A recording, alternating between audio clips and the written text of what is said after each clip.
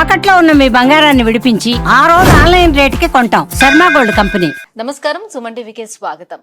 మార్చి నెల ద్వాదశ రాశుల వారికి ఏ రకంగా ఉండబోతుంది, గ్రహ స్థితిగతులు ఎలా ఉన్నాయి, ఎటువంటి ఫలితాలను ఇస్తున్నాయి, ఎటువంటి పరిహారాలను వీళ్ళు పాటించుకోవాలి, ఈ అంశాలన్నీ తెలియజేసేందుకు మనతో పాటు ఉన్నారు ప్రముఖ జ్యోతిష్య రత్న, జ్యోతిష్య చక్ర వైభవ నిపుణ డాక్టర్ రాళ్లపల్లి రవికుమార్ గారు.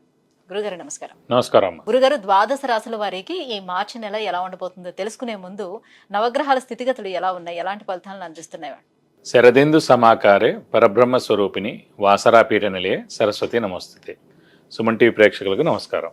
మార్చి నెల 2025 నవగ్రహాలు ద్వాదశ రాశుల్లో ఎక్కడ ఉన్నాయి ఇప్పుడు తెలుసుకుందాం. ముందుగా సూర్యుడు వచ్చేసి మనకి మీన రాశిలో ఉన్నారు. అలాగే కుజుడు మనకి మిథున్ రాశిలో ఉన్నారు. అలాగే రాహు వచ్చి మనకి మీన రాశిలో ఉన్నారు. గురువు మనకి వృషభ రాశిలో ఉన్నారు. శని స్వస్థానమైన కుంభరాశిలో ఉన్నారు. బుధుడు నీచస్థానమైన మీన రాశిలో ఉన్నారు. కేతు కన్యా రాశిలో ఉన్నారు. శుక్రుడు మటుకు మీన రాశిలో ఉచ్చస్థానంలో ఉన్నాడు. కాబట్టి ఒకటి స్వస్థానం శని, శుక్రుడేమో మనకి ఉచ్చస్థానంలో ఉన్నాడు మీనంలో. అలాగే నీచస్థానమైన మీనంలోనే బుధుడు కూడా ఉన్నాడన్నమాట. ఇవి నవగ్రహాలు ద్వాదశ రాశుల్లో మార్చి నెల అంతా ఈ స్థానాల్లో ఉంటాయి. గురుగారు, ఈ మార్చి నెలలో తులారాశి వారికి ఎలా ఉండబోతుంది? ఏ గ్రహాలు వీళ్ళకి అనుకూలంగా ఉన్నాయి? గ్రహ స్థితిగతులు ఎలా ఉన్నాయి వీళ్ళకి? తప్పకుండా అండి. తులారాశి అనగానే మనకి చిత్త 3-4 పాదాలు, స్వాతి 1-2-3-4 పాదాలు, విశాఖ 1-2-3 పాదాలు, ఈ సమూహం అంతా మనకి తులారాశిలోకి వస్తుంది. ఈ రాశి వారికి యోగదాయకంగా ఉందనే చెప్పుకోవాలి.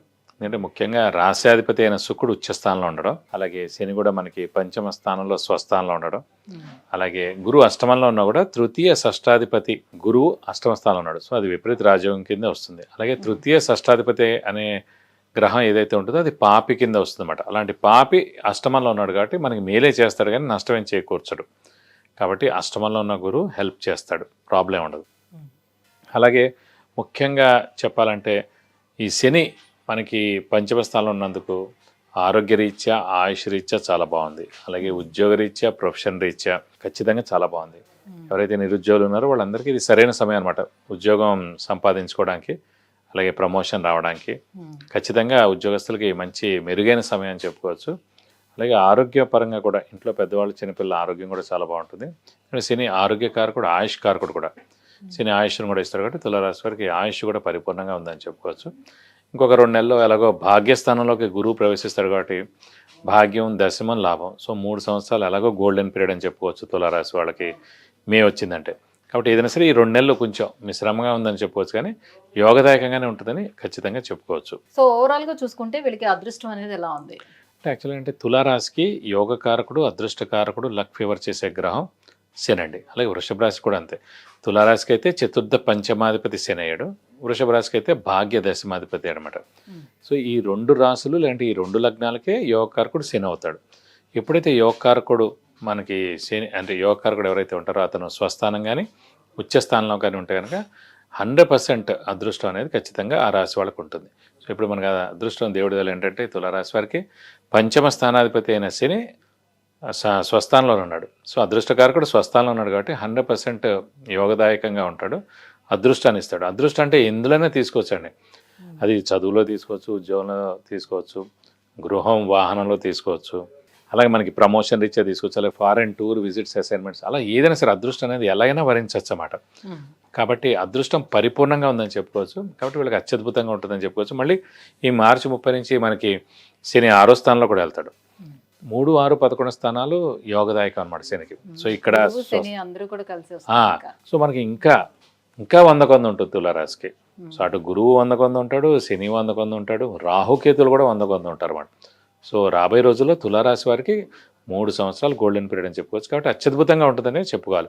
ఏదైనా సరే 1-2 మంత్స్ కొంచెం మిశ్రమంగా ఉండొచ్చేమో కానీ. ఈ నెల వరకు చూసుకున్నట్లయితే విద్యార్థులకి ఎలా ఉంటుంది? ఎందుకంటే ఎగ్జామ్స్ కూడా స్టార్ట్ అవుతున్నాయి కాబట్టి వాళ్ళకి కూడా. విద్యార్థులకి ఇంకా సువర్ణావకాశం ఎందుకు చెప్పుకోవాలంటే అష్టమంలో గురువు ఉన్నాడు. ఎవరికైతే జాతకరీత్యా లగ్నం నుంచి అష్టమ స్థానంలో గురువు ఉంటారో వాళ్ళు తల్లిదండ్రులకు దూరంగా ఉండి చదువుకోవడం అవి చేస్తుంటారు.